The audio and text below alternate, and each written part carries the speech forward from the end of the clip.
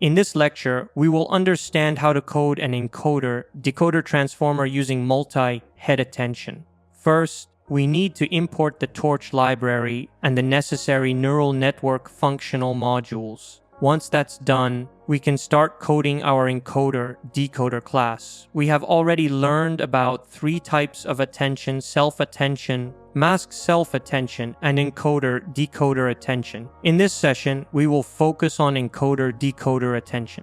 To begin, we will inherit from the neural network model to create our attention class. Inside the constructor, we define the weight matrices for the query, key, and value. We also specify the row and column dimensions, which help determine how the input data will be processed. Next, we define the forward method, which overrides the one from the base model. This method allows us to include a mask when necessary.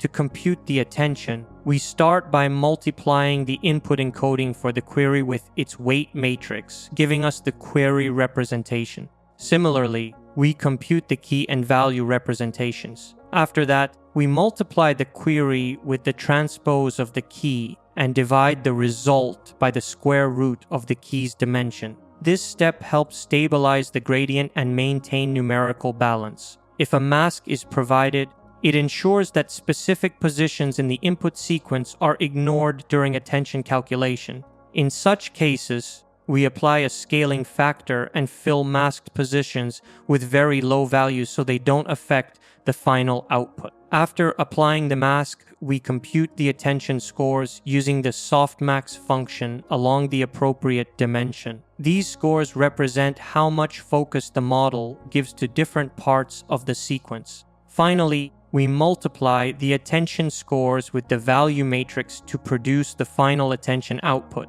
This process represents how attention is calculated in the decoder using masked attention. The mask ensures that the model only looks at previous tokens when predicting the next one, which is crucial for sequence generation tasks. I hope this explanation makes it clear how attention scores are computed in a decoder transformer with masked attention.